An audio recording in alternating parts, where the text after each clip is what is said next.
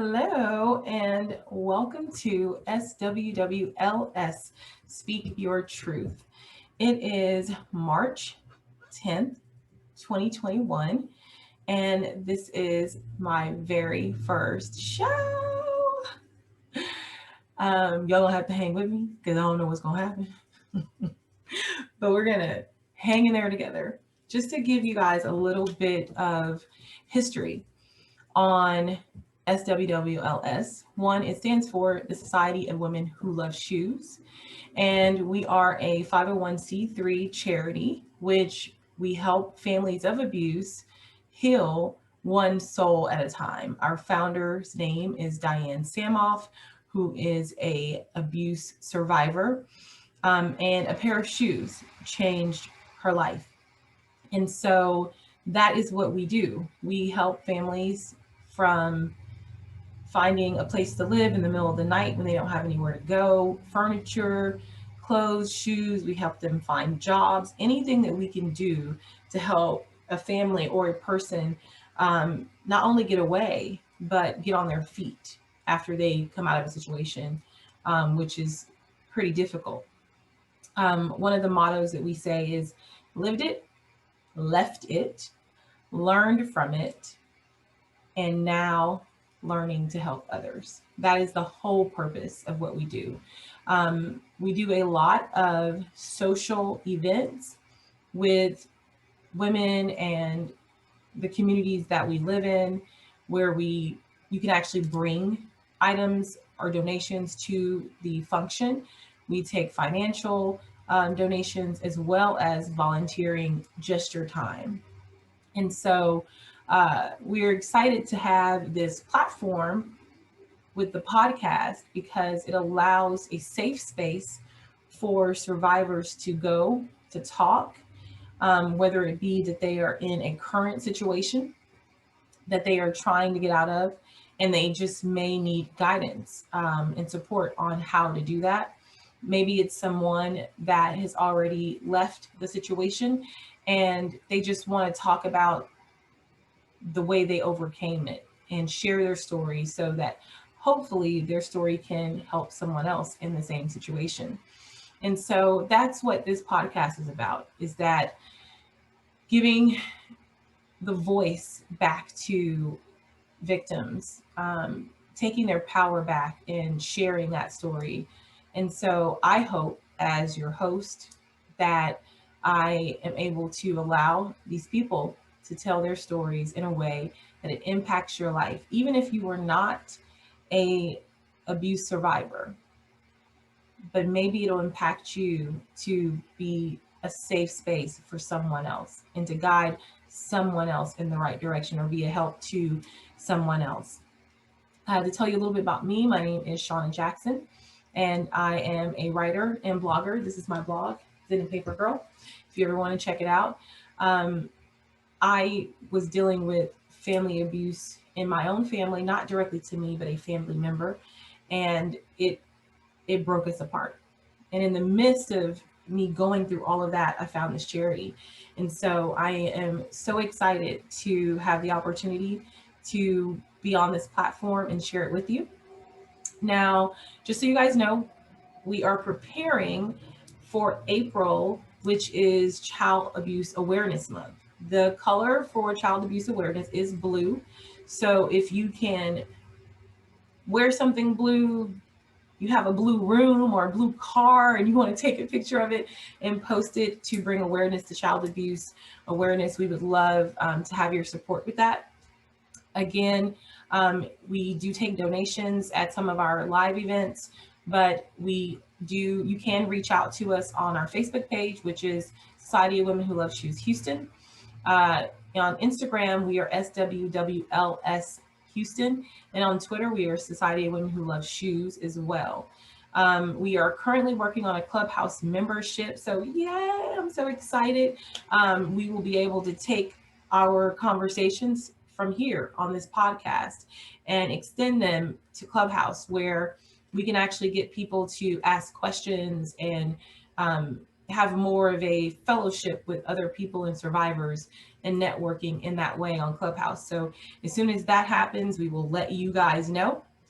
Now, one of the things that I do want to talk about is our shoes, because we love shoes with Society of Women Who Love Shoes.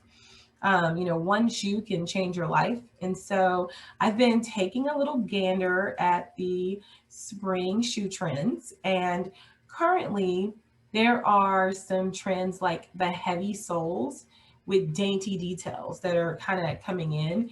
And you can see here this blue suede buckle. It looks comfy. To be honest with you guys, I honestly think all of the fashion trends are designed to get us through COVID-19 and social distancing. So there is a lot of flats and platforms, and even the clog. The clog is making its return, people, believe it or not. Look at this clog. Look at that. It's so cute.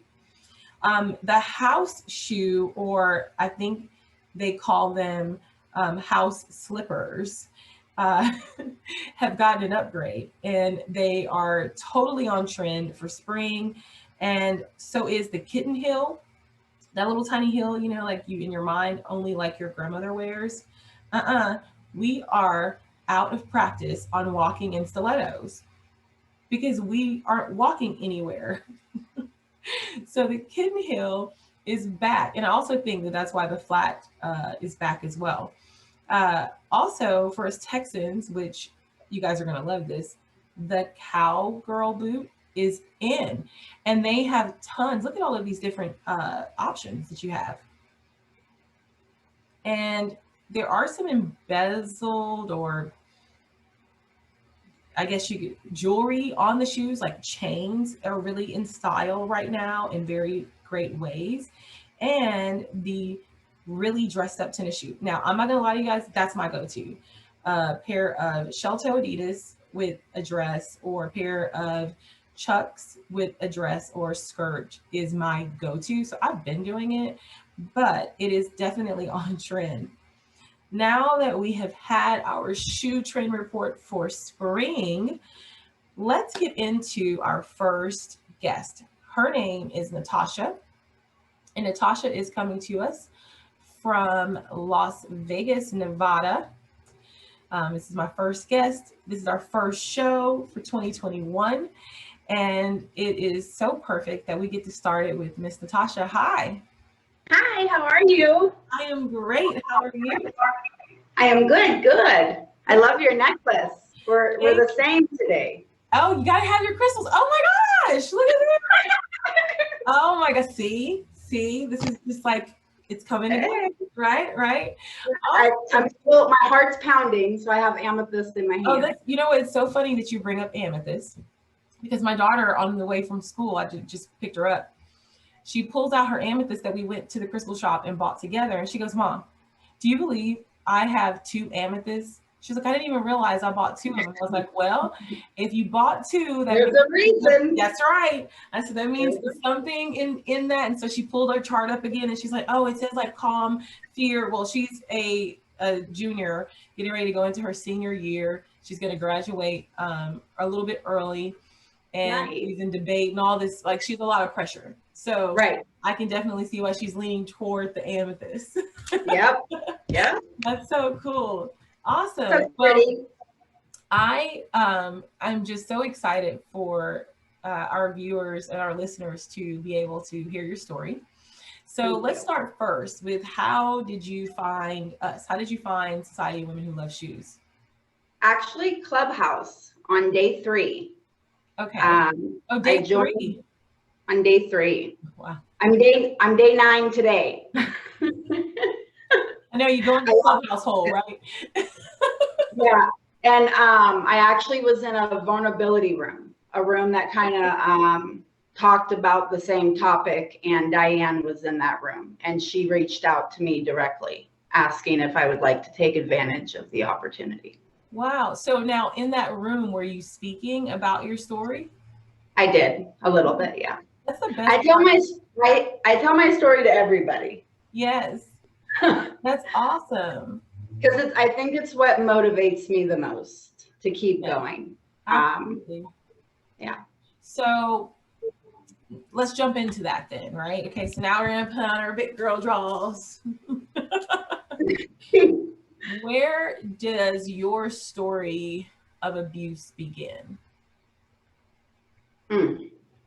Well, I would say from childhood. Um, I now as an adult, I don't see it so much as abuse, but I think that's because I've really mastered how I look at things. I try not to focus on the negative, and I wouldn't be the person I am today if I didn't experience some of those things. So I'm not upset about it, but being honest about the situation. My dad was he went through a lot in his childhood. He grew up in a gang territory in North Hollywood. He was 4 years in the military. So he was a very firm believer of kind of chopping you down and building you back up verbally. Mm-hmm. So, and I'm his firstborn. So there was a lot of verbal. You got the early stuff. Yeah, from very young, from like 11. Yeah. And then I have been raped. So sorry to hear that. So that's obviously abuse. It traumatized me. I dated women my entire school life. All girls, and I think it was just my parents are still together to this day. My mom is very opposite of my dad. My mom is very like a dreamer, always happy, walking around the house singing. And my dad is always lecturing, always negative, always pointing out your flaws.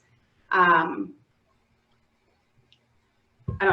guess I got kind of lost for a second. Oh, that's okay. We're talking about the fact that you were raped, and with your parents, there was stability, but it was still. I felt more. I was talking about dating women. I felt more comfortable around women. I dated women. I dated women prior to getting raped, and then once I was raped, it was like cherry on top. Like, I do not like men. No men at all. Right? Correct. Yes. And then at 19, I left the house as soon as I was 18. Actually, the day after my birthday, I moved out of my parents' house. I went to a school that was kind of close to the projects here in Las Vegas. So I kind of got wrapped up in that crowd, and I guess I was just very broken. Like, I felt no sense of confidence. I felt my family kind of not blamed me when I was raped, but when I tried to express it, I was kind of told, well, maybe you shouldn't wear such tight pants, or, you are kind of flirtatious. Just comments that really like kind of blew me away. Like, what are you talking about? Are you telling me I asked for it? Like, you sound crazy. Pretty much, right? Yeah. Yeah. But when I was 19, I met Phil. And I guess I was so used to men like always trying to, in the crowd of people I hung around, I was around men that kind of approached every woman nearby. And when I met Phil was the complete opposite. Like, Phil kind of didn't pay me any mind, and he came in as a friend. And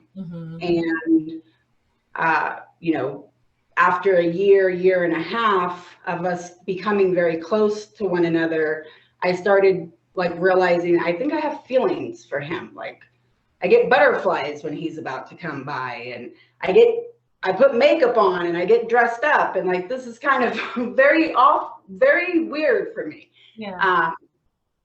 But I knew him to be single. I knew him to be, very into basketball. He had a job, so he looked very older. Yes, 10 years older than me. Oh, wow. Yeah. Wow. Yeah. Okay. So about a year and a half after knowing each other, we kind of become a couple. A year late, everything's good. We don't live together. He was a manager at Target at that time. I was a manager at a sales company. So we just seen each other every single day, like after work, and then the weekends we spent together. About a year of us being together, so now this is 2.5 years, about 2009, 2010. So you're 22 by this time. Yes. Okay. And we're still in Vegas. He goes to jail for being drunk in public. Okay. Because we didn't live together, because we were not together all the time, I didn't even know he drank. So when I found out he was in jail for being drunk in public, I'm like, what? That doesn't even sound like him. But he didn't have a criminal background, so he ended up getting released under an OR. He was like in there for 12 hours. And I met him, I went downtown Las Vegas and hung out the whole day waiting for him to get out. Well, I had met up with his friend that had his cell phone, and he told me, here's his phone, here's some of his stuff that he had in my car, go ahead and give it to him. While I'm waiting for him, to get released, it's like 9 o'clock at night, the phone rings and it's private. I don't answer, it's not my phone. Right, yeah. Rings again, it's private. And I'm like, okay, well, it kept ringing. And I had been there for about 8-9 hours already. And normally OR is like 12 hours, around 2 o'clock in the morning. So I'm thinking, like maybe it's him. Maybe it's Phil calling. Yeah. Like he knows, like somebody has his phone, so he's like, hey, I'm out, or I'm getting out. Right. Okay. Right. So I pick up the phone and it's a woman, and she is freaking out, like, where is Phil? And he's supposed to be here, and who the F are you? And, you know, just going off. And I'm like, automatically, I guess because I was intimidated still by the situation that he was a man, and I had, you know, as a child or being younger, I had issues with the fact that I did not like men. Like, it was just very natural. I did not feel comfortable. And I used to beat myself up. Like, what is wrong with you? Why don't you like men? So I was already like on the fence about what are these feelings? Where are they coming from? And why now? Like, it's kind of odd. But come to find out, he was married with a 4-year-old little girl. So I'm like, I stay down there. She had sent me their wedding certificate, like, to his phone, like 12 times. So I put it as his screensaver. And when he got out, I didn't react. I just handed him his phone. And eventually he saw it, and he didn't even acknowledge the situation. We ended up separating that night. A week later, I went to him. We met at IHOP, and I'm like, look, I'm not trying to give you like an ultimatum, but before I met you, I was contemplating moving to Texas. And now that I know all of this, like, I have, you know, you should have told me this before I started saying I love you, because this is already overwhelming to me. This is 2 years after the sexual abuse situation. So or a couple years, it felt 2 years to me. But I ended up giving him an ultimatum. If you want to be with me, you have to come to Texas, because I'm leaving tomorrow. And he was like, well, I have kids. Like, I'm not doing that. And we've only known each other 1.5 years. Like, now that you know the truth, I've been married to her for 8 years. And I'm like, oh, okay. So I go to Texas. Long story short, 2 months later, the girl that I was living with, we were in Killeen, Texas, which was military, Fort Hood Army Base. Mm-hmm. I lived with a friend that was married to a man in the military. And I had been talking back to Phil on the phone, but it was, you know, not the same, because he was home with her, like, and it was obvious. So he would be like whispering in the closet type of situation. But my friend Ariel, she's like, you know, get dressed. We're going to go out tonight. I'm going to take you out. So in Killeen, we had gone to a couple bars nearby. It's like a 5-minute drive. We're in the car for like 40 minutes. I'm like, where are we going? Like, what are we doing tonight? We end up at Austin Airport.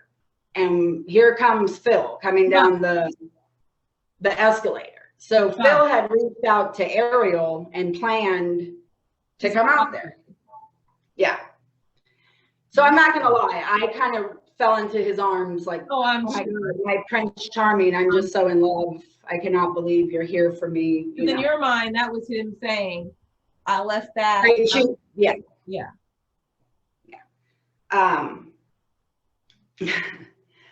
A year, no, about 4 months after he gets there, I become pregnant.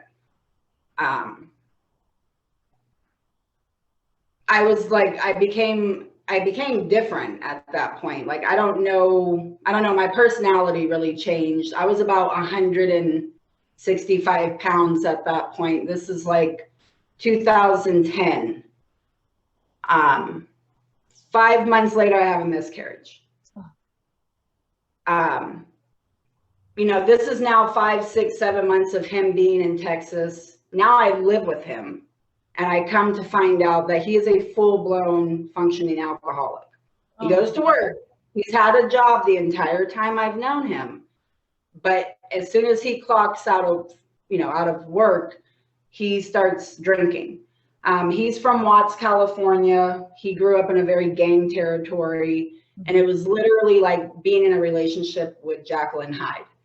It only was physically like violent 2 or 3 times in the very beginning. I think over 11 years, I could look you in your eyes and say, like, even though it doesn't sound like it to everyone listening, Phil did love me. But he had issues that he wasn't willing to face. I had issues that I wasn't willing to face. I wasn't willing to face when we first met.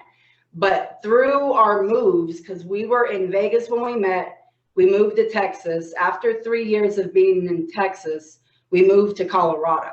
So where is the family he left? That I left or he left? He left. Vegas. So is he seeing his children? Is he in Not at all. He had 1 daughter. Years later, I found out he had a son that was like 13. Okay. That the baby mama situation there was like, she was okay with Phil not being in the son's life because she had she had a man. So Phil had a relationship with his son, but it wasn't like it was with his daughter. His daughter and him, until I came in the picture, they were very, very close. Okay. He actually was more involved in his daughter's life than the mom, because the mom had a bigger career. Like, she was at work a lot. She was in the travel industry. Gotcha. And, after years of me and him being together, he had expressed to me that's actually why he left her, because he ended up feeling like a babysitter, because she had other kids from, previous situations. So, but by the time we get to Colorado, I had been pregnant 3 times, never making it past 5 months. Oh, gosh.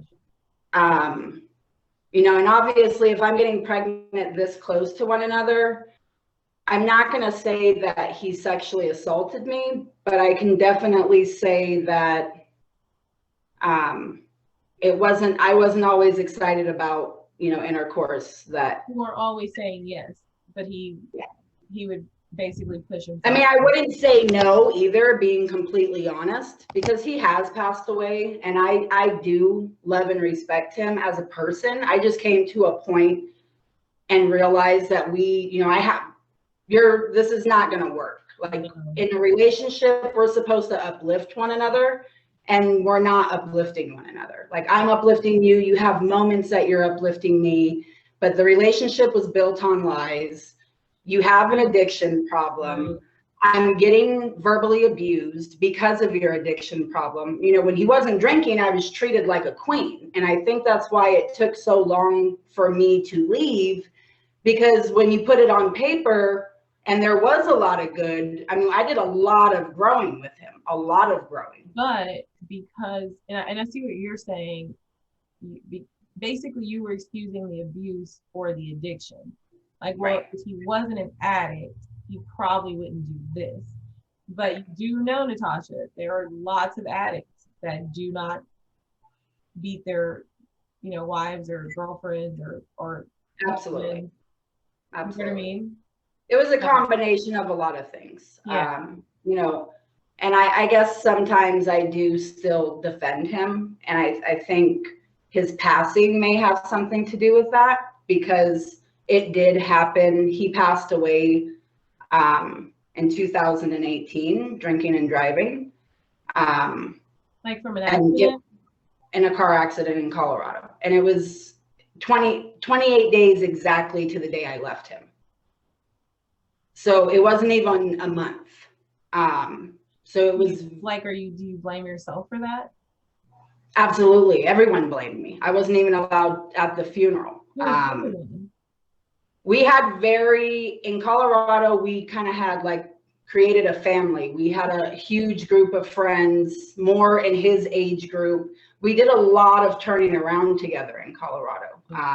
You know, when we met in Las Vegas, we were street kids. You know, we were running with the streets, and we didn't keep jobs, and we slept on couches at our friend's house.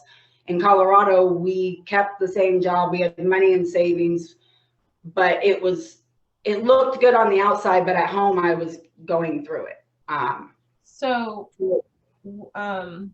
The family that you guys created in Colorado, why would they want to believe it was your fault? I put him on a very high pedestal. Oh. So people didn't know no what you were going through. My heart's pounding right now, even in this interview, because I'm kind of nervous. So people, oh wow, okay. So I think because like where I'm at right now, because I now coach people on understanding the mindset and understanding how detrimental our childhood is to who we are as adults. And we were best friends, being honest. We had a lot of time getting to know one another. We didn't spend from May 14th, 2009 to August 11th, 2018. We didn't spend one day apart, not one day apart. We went to work. We had time at work, but there was no separation. There was no dating other people. We were together every single day. Wow. And we dealt with our issues privately. I was taught to be that way. In regards to the abuse, you said it was more mental than it was physical, but the times that it got physical, what was that situation like? Like, what was the motive? Yeah, I mean, if there's ever an actual motive. Me saying that I was going to leave him, or me communicating my feelings behind the whole continuous pregnancy thing. Because, you know, without, there were some things I said I wouldn't bring up in this interview, but he was very sexual. He was very, like, it was an everyday thing. So he had more than one addiction. And most addicts do. Yeah. Gotcha. I didn't see it at that until actually like right now when you said that. But yeah, it was every day it needed to happen.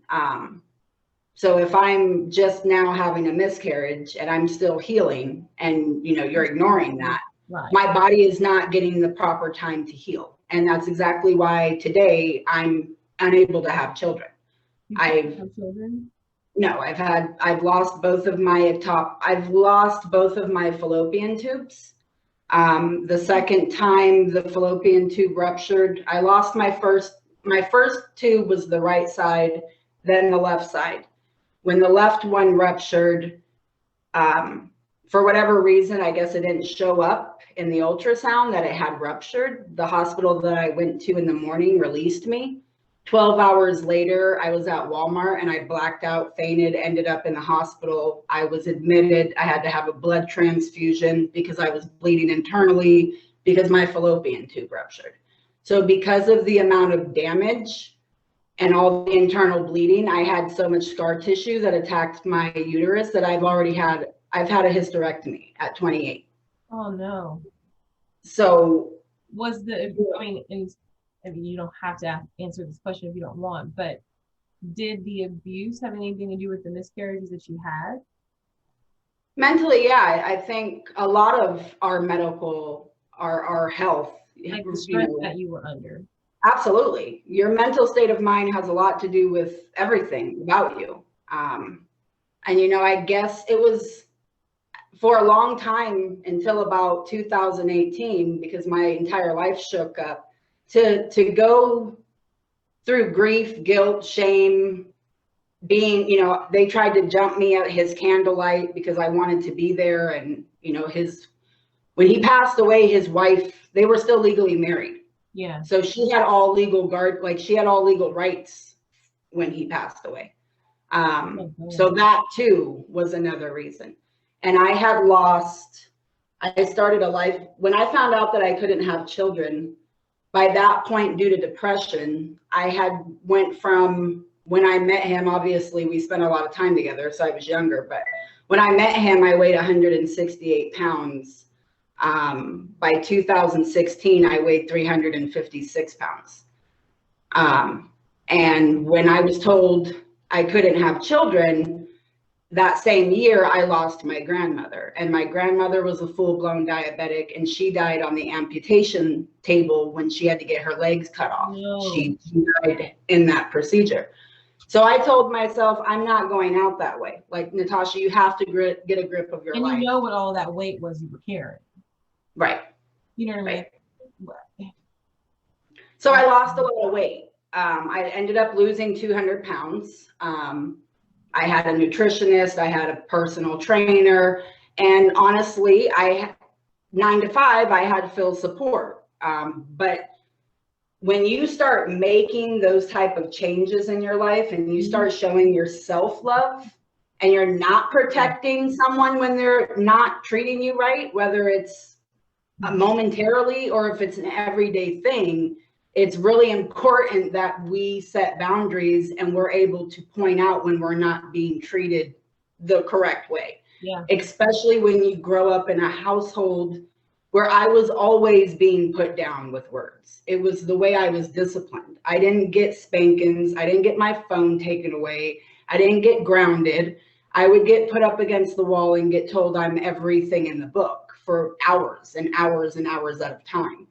So now looking back, I didn't realize that it was abuse. I think it was just like, I think it was comforting for me. Like, even now that I have a completely different lifestyle, there's times where I notice that I create chaos in my own bubble because I'm like, I guess asking. No, like, that's actually one of my questions for you is, you know, on this side of it, how do you not fall into the same habits and picking the same, because not only are you picking, say, the same man, but you may be picking the same relationship in general, whether it be girlfriends, boyfriends, friends, the type of jobs that you take, the type of people you surround yourself with, you are probably more attracted to that because that was your normal, not because you know it's not that you think it's okay, you know it's not okay,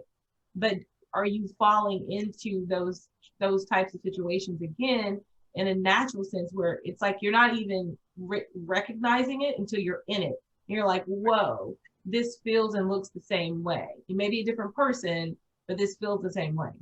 Right. Well, I've been, to be honest, I'm prayed up. God, he came in real strong for me. In the beginning of 2019, I was actually sent to a mental institution. I did time because I felt so alone. I had no one to grieve to. So let's back up. How did you get from where, you know, out here in the regular world to in a mental institution? I mean, I'm sure there's going to be people listening going, well, I can tell you why, but I want to hear from, you know, your own words.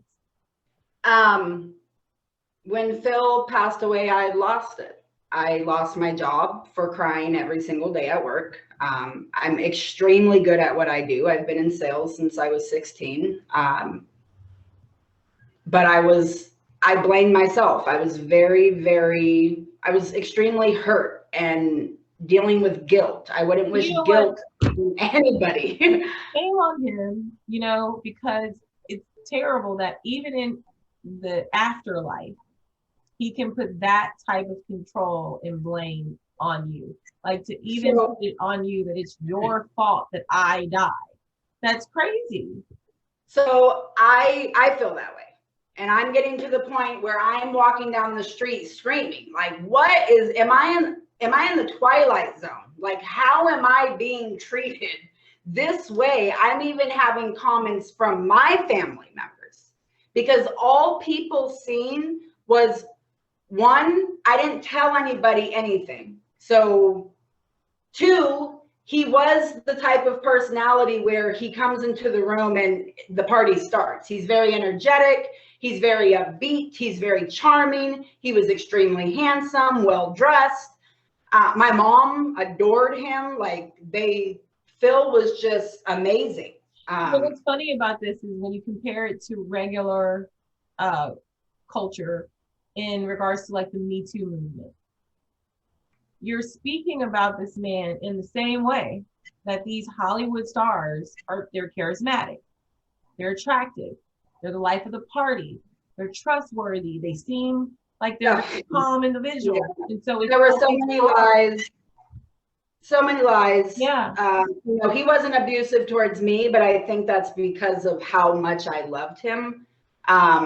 I hung on to my mom. That makes me wonder though, like you're saying he wasn't, but like for instance, the instances that it did get physical, what was it not like just maybe not like a balled up fist type of thing where he just pushed you or shoved you that make you feel like he wasn't abusive to you all, you know, in that large perspective? The first time was like abrasively grabbing me up against the wall, like, you know, and then breaking a lot of stuff in the house. That he did a lot, like punching holes in the wall type of thing. And then it went away. And then when to be honest, it was towards the end when it happened again, when I lost the weight. And we got custody of his son because he kept blaming, like, you loved me enough, or I guess I was accustomed to how my dad showed love, that I didn't really hold you to a high pedestal because it's older. Right. Absolutely, yeah.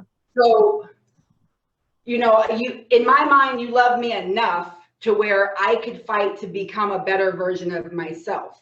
So I'm giving you all this credit because I think that you're doing something wrong. Right. And you have to accept it.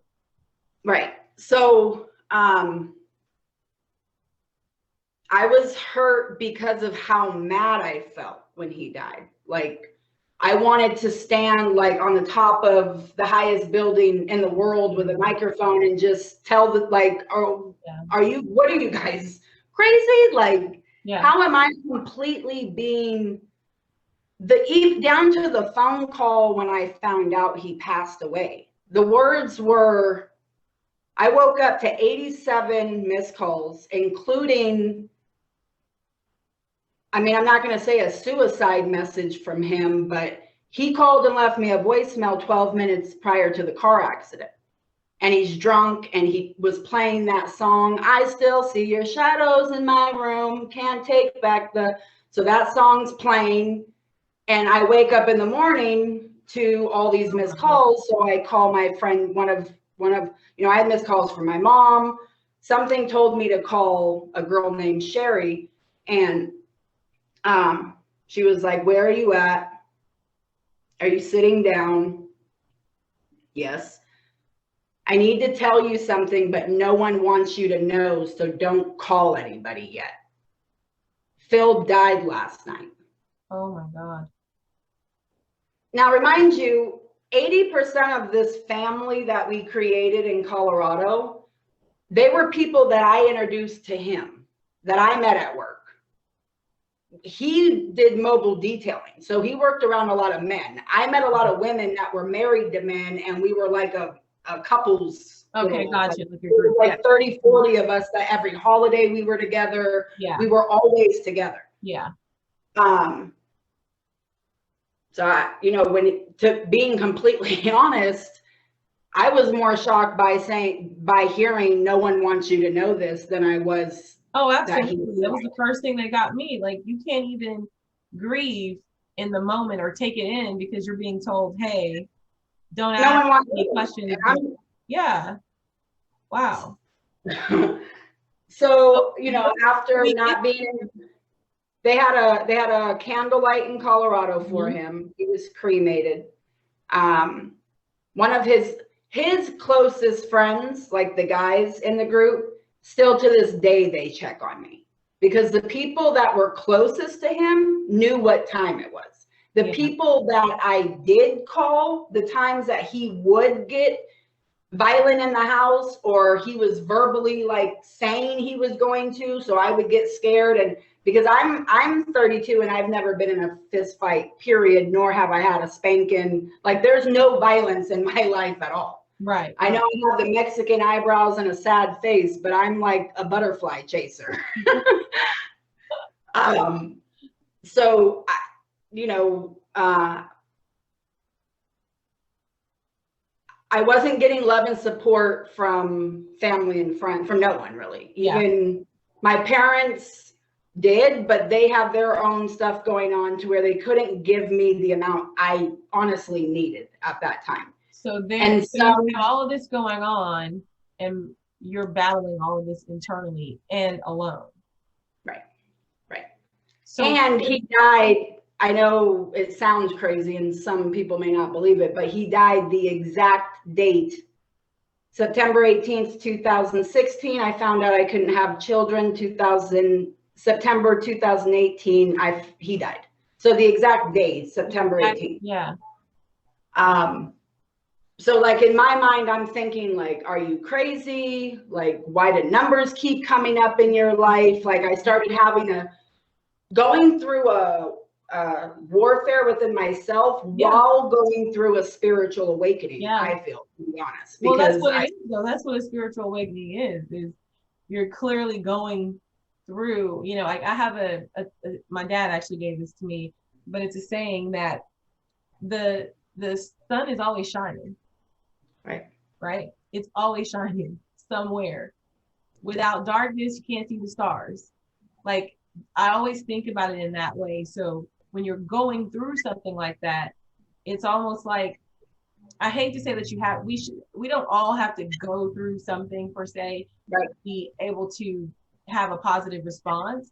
It could be that someone else went through something so that we don't have to, and we can have a positive response. And that's what I'm trying to establish right now. I'm trying to be that person. Yeah. I mean, so absolutely it is one and the same, you know? But the difference is that you're walking through it. There was probably a moment that you got stuck in it, and that was probably that moment where you weren't moving. You were just it was getting scary. Like, I was having dark dreams. I was waking up, you know, praying, but praying for the wrong things. I'm, you know, asking to be called home. I don't want to be here anymore. Oh, wow. And that started scaring me because. So how did you get did someone have you committed, or did you? No, I took a friend's advice. I told a friend, you know, I'm having these thoughts. I feel alone. She said, seek help, go to a doctor. So I went to a doctor and they went through a series of questions. And within 45 minutes, I'm being stripped of my clothes, being put in a new outfit, getting my cell phone taken away. I wear wigs. They took my wig away from me because there's metal clips in it. Like, I wouldn't wish that experience, and I will never refer anyone I know that's going through a hard time to a doctor. Being honest, I don't know if this has to be edited out, but that's what motivates me to wake up and put myself in a positive state of mind and see all the beauty in life and share. Every single time I see beauty, I share it to others, because there are other ways to heal yourself than the experience I had when I expressed to a doctor what I was feeling. I've never felt so low in my entire life. I was given medication that made me feel like a zombie.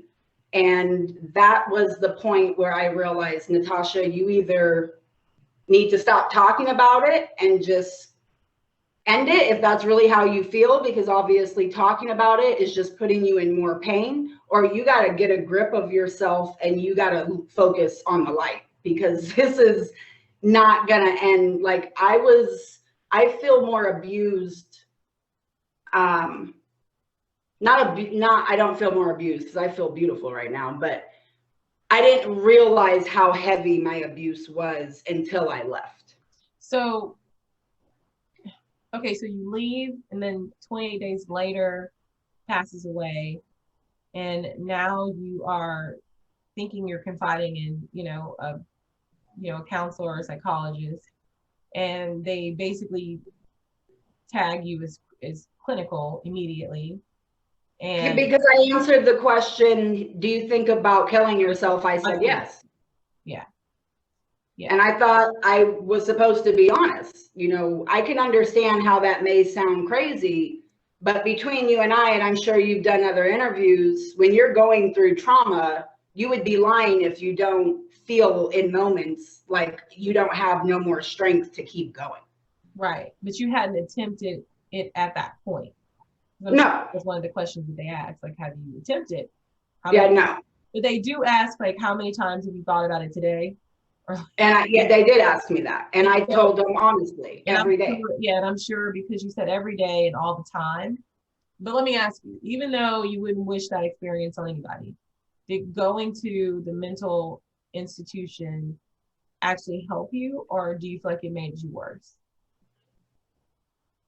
It helped me in the sense of shining light on, in my opinion, Western medicine, to be honest, because I have other family members in my household. The physical thing of it is not what helped you. It was getting out of that situation and never putting yourself in that position again. Absolutely. Okay.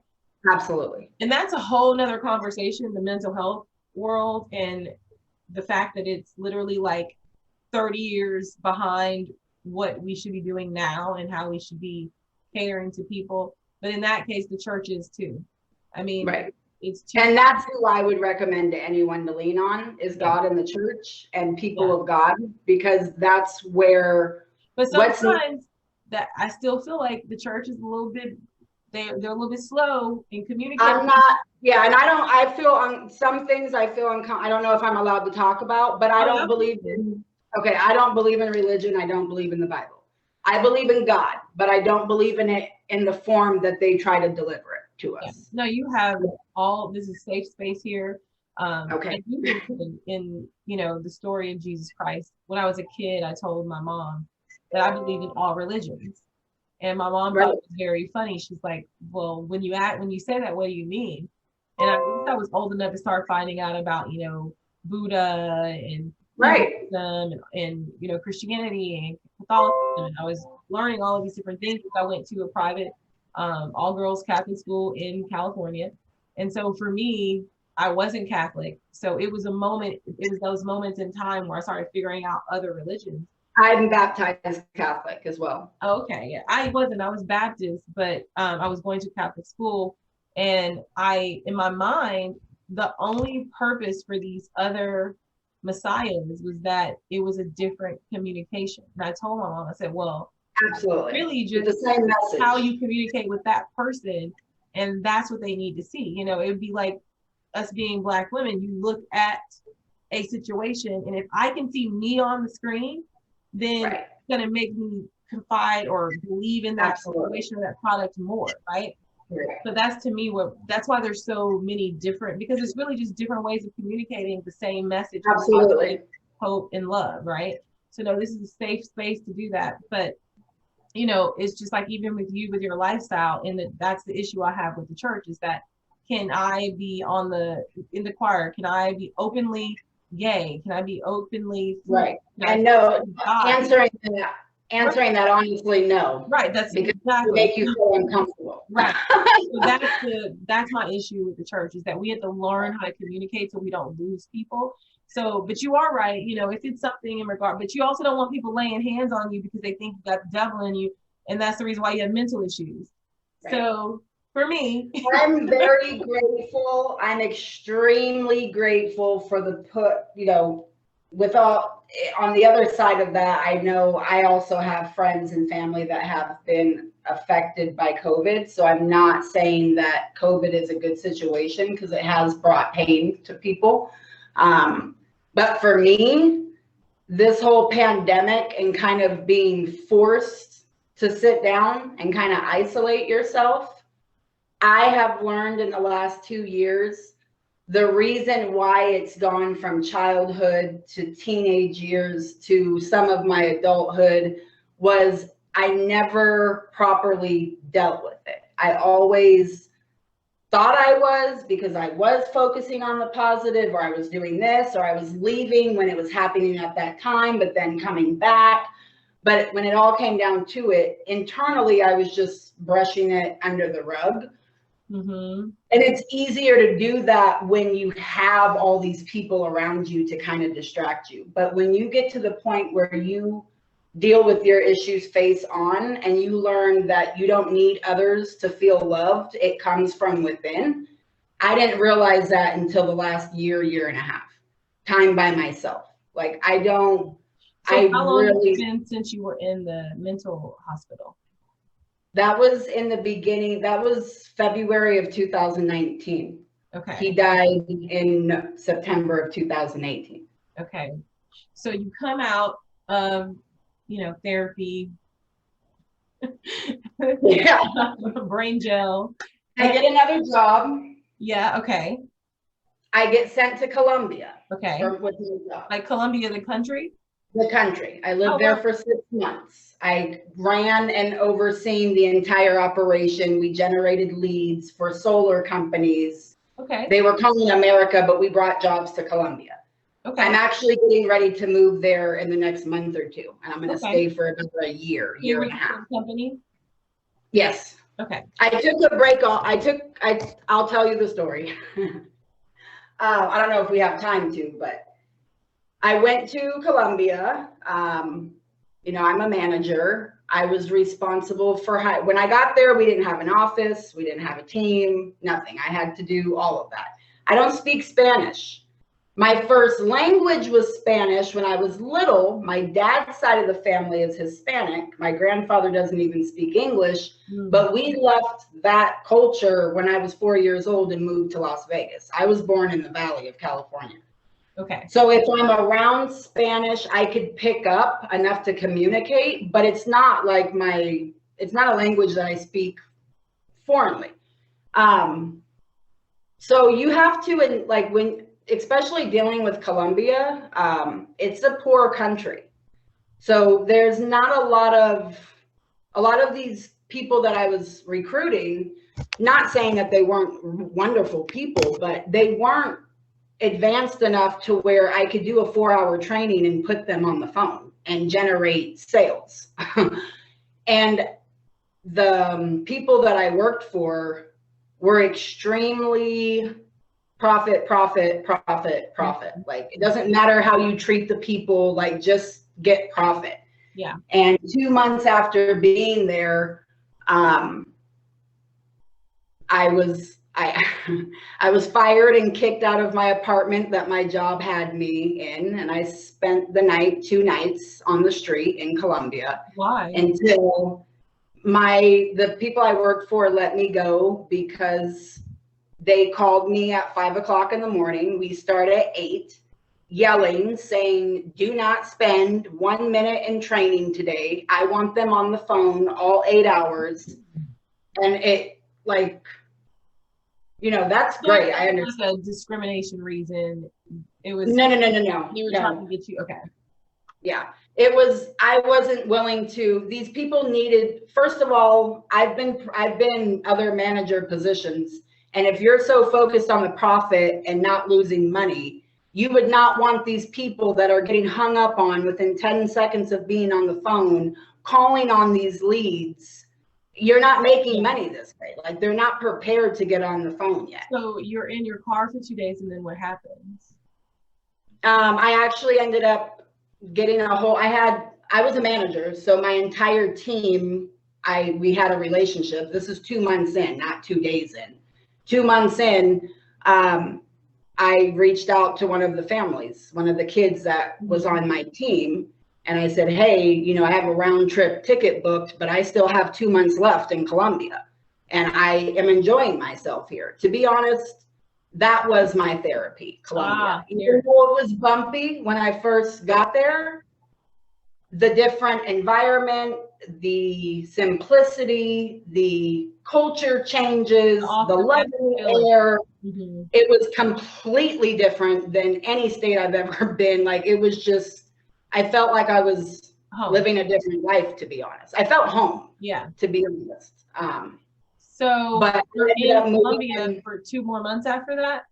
Yeah, and I stayed with the family the entire time. They call me probably every other day asking when are you coming back? Bien or no? Bien, hurry, paisa, muy chimba. But yeah, it was amazing. Colombia was amazing.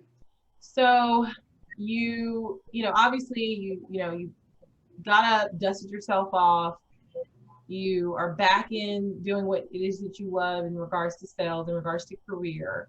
What else, as we close out, are you currently doing to enrich your life, to stay busy, to stay positive? I volunteer my time. Wednesday night, I go and clean up the apartment building where I live with a couple other people. Saturday morning, I go volunteer at the church. I host vision board parties once a month. I do a lot of journaling. I do cold showers. I have KOSM, which is my baby. Clothing line, right? KOSM is my baby. It's positive and interactive apparel.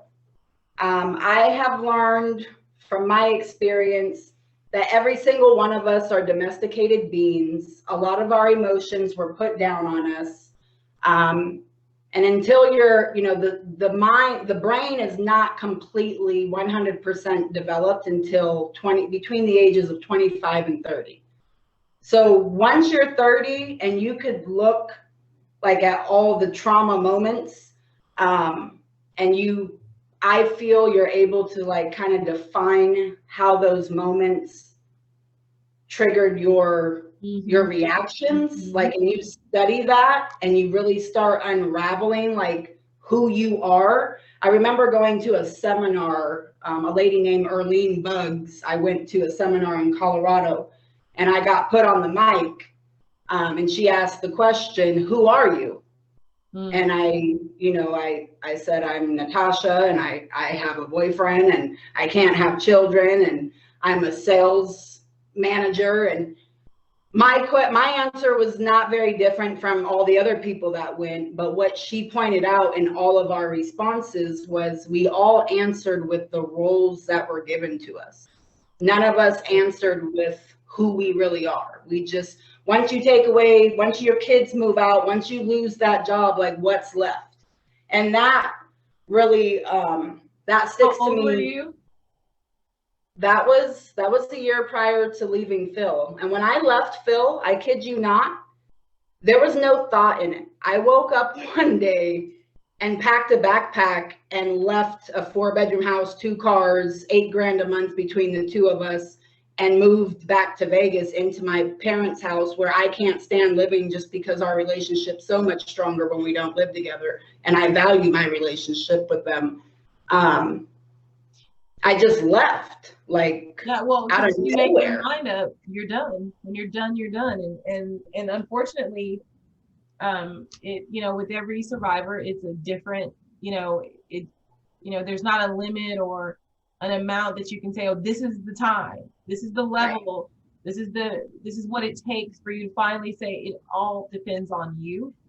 Right. What's funny about that seminar you went to is that I feel very lucky in that literally at my Catholic school in Los Angeles, California, that question was asked my 10th grade year. I think it should be asked to everybody. Let me explain, Natasha. Changed, life changer. Like, I have chill bumps every time I think back on it. Me too. And we all of the girls, all the high school girls in the class, we all stood up and we all said the same thing. Oh, my name, last name, Oh, I was like, well, I was born in Texas, but I've been raised in Los Angeles since I was 7 years old. And she kept stripping things. Okay, take that away. Okay, now who are you? Okay, take Right. that away. Now who are you? And then you're stuck there like, oh my God. Like, I'm nobody. at 16, you know, we had to end up with, well, I don't know. I mean, well, girl, at 28, I'm like, I don't know. I don't know, right? And so it's a wonderful question when you really understand the depth of what a person is asking, and it also allows you to remove the the the smoke screen. Right. And it's a very vulnerable thing to right. be to have to ask this question of yourself, and when you can't come back with anything, right, you don't know what you like. You like Absolutely. that because your mom liked it. And I don't ever want to get to that point again. I always want to feel conscious and aligned. And that's what KOSM is for me. The brand is, you know, we don't realize how influenced we are and how much we don't know about ourselves because of all of the distractions, the things that are calling to our brain 24/7. So yeah, and you told me you haven't watched TV in like 5 years. No, unless I'm going and typing, you know, I watch Expedition to Happiness and Heal and Unlearn and Goop, like stuff that feeds me. Yeah. If it's not same thing with food. I look at food, I don't call food food, I call it fuel. Like food is meant to be gasoline for the body. So why would you eat things that are going to weigh you down, make you feel tired? If you buy a brand new Lamborghini, are you going to put the cheap gas in the Lamborghini? Or are you going to put that expensive gas? Yeah. So stop saying that it's too expensive to eat healthy. No, it's too expensive to not eat healthy. It's too expensive to not love yourself in every single way we're supposed to. Wow. Like, it's not just verbally, it's not just how we present ourselves. Every single thing, from our words to what we listen to what we eat, to the energy levels in our house. Like, every single day I'm making very conscious moves. And that's what your clothing line is about. Absolutely. KOSM, when you purchase with KOSM stands for Knowledge of Successful Minds. Being in sales, I kind of created, like, the same way I look at men or looked at men. I'm not going to lie and say that I'm 100% right now, because I still kind of put men on the side just because. No, you love who you love, you know. I just feel more comfortable. They are very prideful. Men are prideful, and because of the trauma I've been through, a lot of men aren't. You know, we all have. You're probably right. I've probably been all have ego, and I think it's really more ego than it is pride. But I totally understand where you're coming from. Yes. Yeah. But KOSM, Knowledge of Successful Minds. The reason why I put that as the brand name is, for me now, success is a mindset. I used to always see success as a financial status, like how much money do you have in the bank? And I never saw myself getting there, because I've always told myself to do everything I can to not have a large amount of money, because my experiences with people with a lot of money haven't been the best. Like, you know, with the people I worked for in Colombia, you know, the mindset of F the people, it's about what we're going through. Because I needed so much love and support when I realized how traumatized I had been, like, the support that I was given, I will never, ever lose love for those outlets, because it's what kept me alive, to be honest. So I feel like it's extremely important that people understand that our mindset is so important. So that's the name of the brand. And then we encourage the buyer to understand that we are all creators and we are all writers, and how we carried ourselves as children is really who we are spiritually. That's the authentic us. So when you buy, you're going to receive 2 patches that you could put on with heat. They're heat adhesive patches. They're like chakra colors, spiritual symbols, the all-seeing eye. But we will never put it on the sweater for you. You can't tell us, yeah, I want it, put it here. We're going to send you that. We're going to send you 3 colors of fabric paint and a fabric pen. And the KOSM hoodie right now that we have out is the testimony hoodie.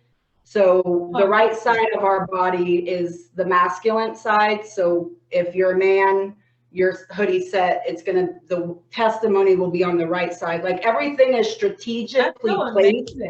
Yeah. Everything's strategically placed. And then they also will receive a little card. So if you pick the black hoodie or the purple hoodie or the yellow hoodie, it will tell you how that color influences the mind.